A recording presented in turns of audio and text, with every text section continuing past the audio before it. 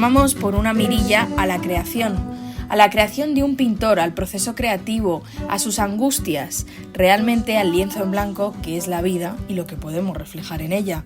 Para ello ha venido Javier Ruiz de Alegría, protagonista de El hombre y el lienzo, que está en el Teatro Lara. Bienvenido a Telón y Cuenta Nueva y gracias por estar hoy con nosotros. Hola, buenos días, encantado de estar aquí. Estábamos esta temporada comenzando las entrevistas preguntando a nuestros invitados acerca del teatro del siglo XXI. ¿Qué crees que diferencia, qué crees que caracteriza el teatro que se está haciendo hoy? Bueno, yo creo que hay una cosa que nosotros solemos hablar bastante, es que los espectadores son espectadores que tienen experiencias de comunicación muy complejas, cada vez más complejas. Entonces, pues bueno, tú y yo estamos haciendo una entrevista online ahora mismo, ¿no? Entonces, pues todo el mundo tiene redes sociales, todo el mundo está acostumbrado a consumir muchísimas imágenes. Audiovisuales, fotografías, vídeos, programas, ¿no? Entonces, todo esto hace que el espectador sea un espectador muy inteligente a nivel de cómo interpreta visualmente la realidad.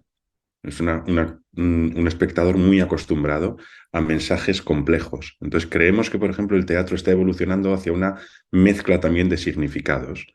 Por ejemplo, en nuestra pieza se mezcla la pintura, ¿no?, con el sonido, con la interpretación, digamos, más convencional, ¿no? Y en muchos espectáculos se incluye no solamente tecnología, que por supuesto se utiliza vídeos, pero lo que sí, digamos, que está pasando es que las dramaturgias son muy complejas y interactúan significados de muchos ámbitos distintos. No solamente, digamos, hacemos un monólogo de Shakespeare como se hacía, ¿no?, en el siglo XVIII, ¿no?, sino como que hay muchísimos significados a la vez que llegan al espectador. Y creo que es muy interesante, creo que a nosotros nos exige también ser mucho más creativos y ser mucho más precisos, ¿no?, en lo que estamos contando y en cómo utilizamos las herramientas, ¿no? Bueno, y supongo que también mucho más polivalentes, ¿no? Bueno, claro, los equipos son mucho más mixtos, ¿no? O sea, antes no se le daba, por ejemplo, tanta importancia al sonido en teatro, por poner un ejemplo, y ahora el sonido de las obras de teatro se parece mucho a una banda sonora de cine. Cada vez hay más espacios sonoros, no solamente una banda sonora musical, sino multitud de efectos, de sonidos. El sonido es envolvente, el sonido procede solamente de un lugar, ¿no? O sea, hay mucha más como cosa sensorial en la parte de todos los elementos que aparecen en el escenario y cómo eso ataca al espectador desde muchos puntos de vista, ¿no? Y por supuesto eso hace que el equipo tenga que ser mucho más hábil, ¿no?, sea mucho más polivalente y aglutine muchas más labores, ¿no?, bajo el paraguas del director, ¿no?, por ejemplo. No, desde luego que El hombre y el lienzo, que es la propuesta de la que hoy hablamos, es una propuesta que efectivamente abarca muchísimos ámbitos artísticos, para empezar desde luego la pintura y el teatro, y luego además cómo está cuidada toda la propuesta, la vamos a ir desgranando poco a poco. Y en escena al final vemos a un pintor que está intentando pintar su propio autorretrato. Y es curioso porque la pintura es una profesión verdaderamente muy solitaria. Y de repente meterte como un guayer en ese mundo. ¿Qué hace un pintor cuando crea? Sí, pues para mí es una de las peculiaridades de la pieza, como dices, que el director y autor Alberto Iglesias ha conseguido, porque conseguimos que el espectador tenga la sensación que está viendo lo que pasa dentro de un estudio de un pintor que está trabajando en soledad, ¿no? Que pueda ver la trastienda del proceso creativo, lo que no se ve, ¿no?, lo que no se muestra. Y realmente conseguimos que el personaje pueda comunicar cosas que nunca diría en público. Tanto su comportamiento en soledad, que a veces tira un pincel, ¿no? o se enfada mientras está pintando, o de repente le viene un recuerdo de algo y se emociona, ¿no? O sea, digamos, la parte no social, ¿no?, de la parte creativa, del proceso creativo, es lo que se ofrece aquí al espectador como experiencia, ¿no?, para poder observarlo un poco así, como tú has dicho, como un voyeur, ¿no?, como un poco en secreto. Y la verdad es que la pintura, que es algo que, por lo menos yo, también cuando pinto para mí, es un ejercicio bastante solitario, el mostrarlo en público nos hemos dado cuenta que atrapa muchísimo al espectador. Yo, por ejemplo, te lo digo como actor, digamos, que estás en el escenario y tú quieres absorber la atención del público todo el rato, es parte de nuestro trabajo. Hay veces que tengo celos del cuadro, porque veo como el público mira mucho al cuadro, ¿no? Y dice, Más no, no, que mírame a mí, ¿no? quién te está Al- hablando. O sea que, a ver, que es muy interesante y para mí creo que el hecho de que el público necesite mirar el cuadro es porque necesita entender cómo emocionalmente también mi personaje va evolucionando a la vez que evoluciona la pintura, ¿no? Pero sí, es muy curioso. Yo nunca había tenido como que compartir en un monólogo la atención del público con otro que está ahí, que en este caso es el cuadro, ¿no? Sí, Sí. además es curioso porque al final, bueno, tú vas pintando el autorretrato mientras sucede la obra y claro, Ujú. siempre pensamos que la pintura habla per se, pero en este caso las palabras también tienen que expresar lo que expresa la pintura, o sea, es casi una paradoja, ¿no? Porque por un lado expresan lo que no puede expresar la pintura expresa lo que no pueden expresar las palabras, intentar hacer ahí el equilibrio. Sí, mira, como hablábamos antes, a nivel dramatúrgico, una cosa completa la otra. Entonces, el autor, que es Alberto, que es el director, él propuso de entrada unos textos, pero cuando estábamos ensayando me dijo, estos textos son la mitad de la función. La otra mitad es lo que va a pasar en el escenario mientras tú pintas. Y realmente ha sido un trabajo como de colaboración entre lo pictórico y lo dramatúrgico o lo verbal, ¿no? Y sí que es cierto que buscamos momentos en los que el personaje está hablando y pintando a la vez, momentos en los que está solamente pintando, momentos en los que está solamente hablando, y hay ese ejercicio de que se va complementando y sí que creo que suman, ¿no? Los dos lenguajes para generar un resultado que es más complejo que solamente la pintura o solamente las palabras, ¿no? Cuando precisamente dices hay momentos en el que tú estás solo pintando y vemos casi tu lucha contra el material para generar arte, que eso creo que es algo bastante común en todas las ramas del arte, ¿no? Que hay un poco una lucha del actor contra la palabra, del pintor contra su propio pincel y el lienzo, de... Hay algo como es paradójico, luchas por conseguir belleza. Sí, mira, este proceso empezó en una conversación que tuvimos Alberto y yo años antes de empezar a ensayarlo, porque él escribe y yo pinto, pero a la vez los dos somos actores. Entonces, estábamos trabajando juntos en una función como actores y la conversación era, yo muchas veces no sé cómo empezar, yo no sé cómo empezar a pintar. Él me decía, yo no sé cómo empezar a escribir. A veces me pongo la hoja en blanco y me voy a tomar un café y no sigo, ¿no? Y tal. Y esta lucha que tenemos un poco los creativos para empezar a generar la pieza, para ver por dónde continúas, para ver cómo la finalizas. O sea, todo, digamos, el conflicto del proceso creativo que nos ha comentado gente que ha venido a ver la función. Han venido a verlo, pues, músicos, bailarines, actores, y nos dicen, jo, eso, ese vértigo y ese enfado que tienes con lo que estás haciendo y ese enamoramiento que tienes con lo que estás haciendo, pero que desaparece porque hay un error en un momento dado y tal. O sea, todo ese proceso a mí también me ocurre, nos lo han contado muchos, ¿no? Y, y sí, es un poco el motor de una de las líneas argumentales de la pieza, ¿no? La lucha de un creativo enfrentándose a su proceso, ¿no? Ese es uno de los puntos de batalla, ¿no? De la pieza, sí. Bueno, y también como el arte, la importancia que tiene en su vida, ¿no? La importancia que tiene con respecto a los suyos, lo que llega a pesarle en un momento dado. Sí, al final, una de las virtudes también de la función es que si eres un artista, te puedes identificar muy bien con el personaje, pero que por otra parte el personaje le ocurren cosas que nos ocurren a todos los humanos, ¿no? Y que cuando está ahí en soledad, un poco en conflicto, afloran. Pues viene, pues eso, la deuda moral que tiene con su madre porque, digamos, el arte le hace estar demasiado ensimismado consigo mismo y no le presta suficiente atención, que me digan a mí que en un día no le ha cogido el teléfono a su madre, ¿no? Porque ha dicho, uy, hoy no puedo, ¿no?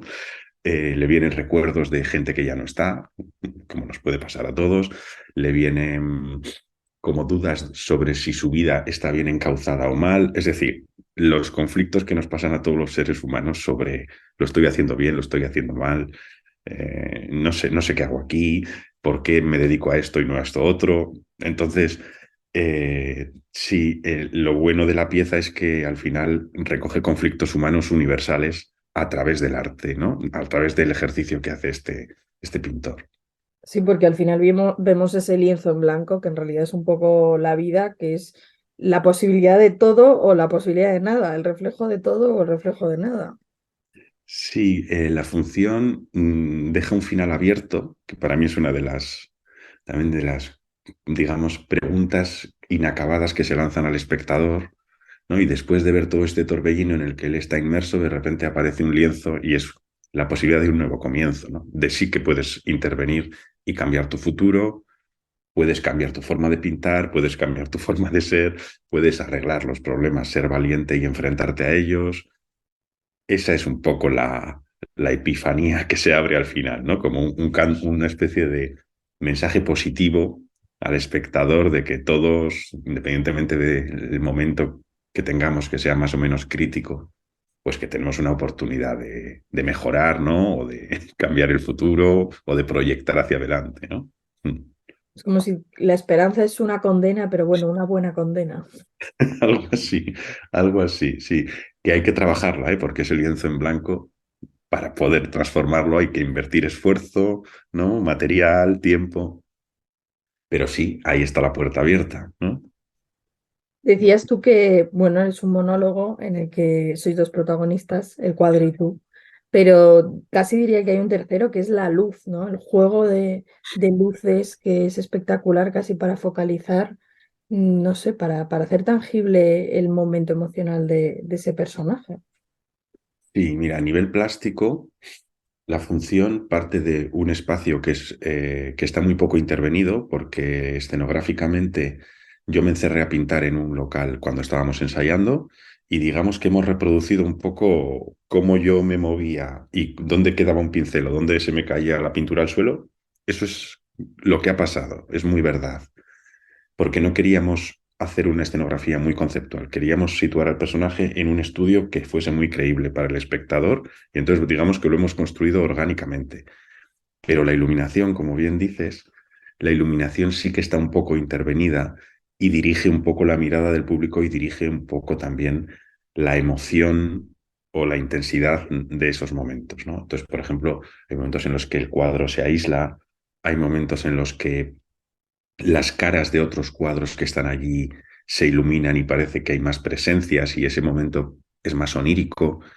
Hay un momento en el que él está simplemente encima de la mesa con una luz que da en los colores y en sus manos y digamos que parece que trascendemos el espacio y que puede estar él casi casi en un momento soñado, ¿no? O en una especie de pesadilla, ¿no? Entonces la iluminación pasa de ser realista en algunos momentos a ser muy estilizada para que el público también pueda un poco como abstraerse de lo real y entrar en un mundo mucho más conceptual, ¿no? Más emocional también, sí. Mm. Al principio de la entrevista decías, bueno, cuando yo pinto para mí en mi casa, supongo que es muy distinto un proceso creativo que tú estás en tu casa, te apetece pintar y pintas, que aquí que es pintar con un objetivo muy claro y Mm. con unas medidas muy claras y además un objetivo no solo de tiempo, sino también de finalidad. Quiero decir, el cuadro tiene que estar terminado para cuando acabe la función. Artísticamente, supongo que es extraño medirlo, ¿no? Pues sí, a ver, digamos que hemos coreografiado un poco la pintura también, a la vez, por la duración de la función y por los momentos en los que hemos decidido, bueno, pues aquí vamos a pintar, aquí hablamos y pintamos, aquí, por ejemplo, existe un problema técnico. Yo necesito que el cuadro seque un poco más, por ejemplo, para poder intervenirlo. Entonces, igual en ese momento el capítulo del monólogo se centra en el sofá, yo estoy hablando ahí, y dejamos que el cuadro sé que para poder continuar, ¿no? Entonces, el proceso de pintar cuando yo estoy pintando solo, pues obviamente es lo que mi energía me deje hacer ese día. Igual ese día pinto 3 horas o pinto 6. No, y igual no tengo que hacer un esfuerzo por acabar la pieza ese día, obviamente. Estoy igual me tiro un mes con una pieza, ¿no? Entonces, durante los ensayos fuimos como encontrando la medida para poder resolver este ejercicio en la duración, para que el público entendiese cuál era el objetivo del artista, realmente llegar a un resultado que es una pintura muy rápida y muy impulsiva. Igual no es tan detallada como otras que yo haría para mí solo, por decirlo así, pero hemos entendido que había como que jugar a que el público entendiese muy bien cuál era el resultado y poner los medios, ¿no? Entonces, yo en la primera parte de la pieza estoy dibujando un poco más, encajando lo que es el rostro en el soporte, hay un par de momentos en los que son muy expresivas las pinceladas y al final de la pieza lo voy como corrigiendo para intentar llegar a un resultado que sea legible, ¿no? Esas serían como las tres fases de la pintura.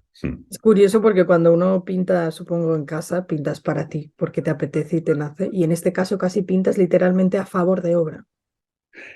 Está muy bien, sí.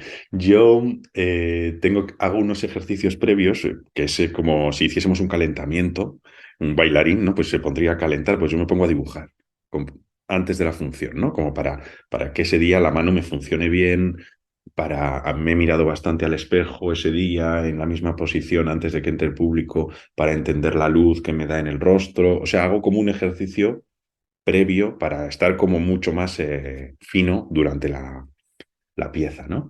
Y luego, lo que dices de a favor de obra, claro, el texto es tan rico que hay veces que hay una palabra que digo que me modifica la pincelada.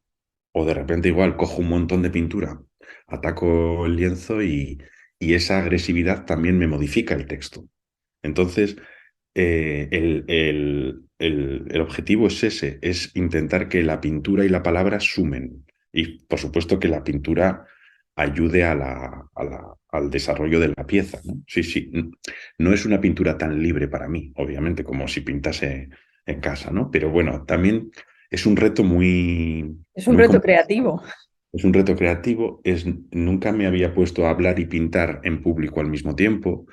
Mentalmente hay una disociación bastante complicada, sobre todo en los ensayos hubo una lucha con eso, porque había algunos ensayos en los que o pintaba o hablaba, pero no podía juntarlo, ¿no? Y al final un día el cerebro hace clic y empiezas a sumar, ¿no?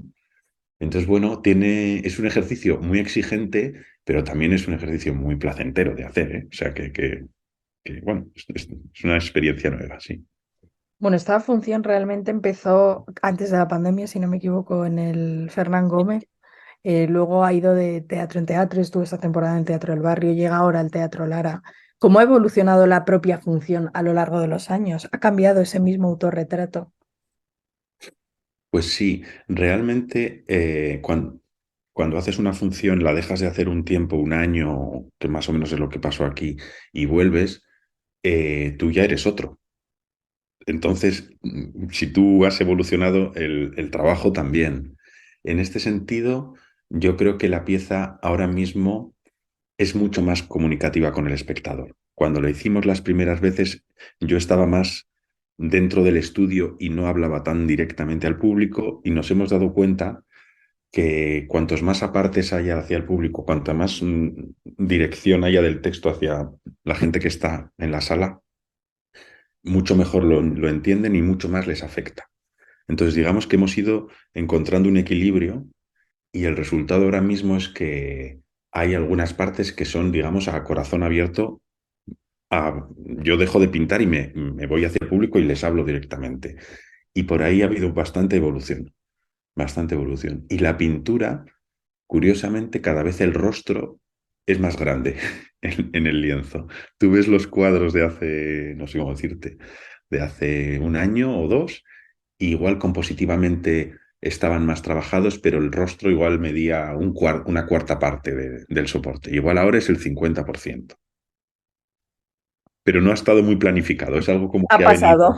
ha venido pasando. Y luego Alberto, que viene a ver muchas funciones, el director, todos los días te dice, oye, me gusta más que sea más grande, piénsalo, o tal, o esta frase que hoy has dicho al público, manténla. Es decir, él siempre está fuera dándome ese feedback porque cuando haces una función con más compañeros en el escenario, digamos que entre todos la dirección de la pieza se va respetando, pero cuando estás solo es más fácil que un día igual estires demasiado una emoción o estés igual un poco más huraño de la cuenta. O sea, viene muy bien que el director, compañero, esté fuera para como guiarte o también no solamente los errores, sino para que los aciertos nuevos te los expliquen y digas, sí, sí, mantente ahí, que hoy hemos encontrado una joyita más en esta frase, ¿no? O tal, ¿no?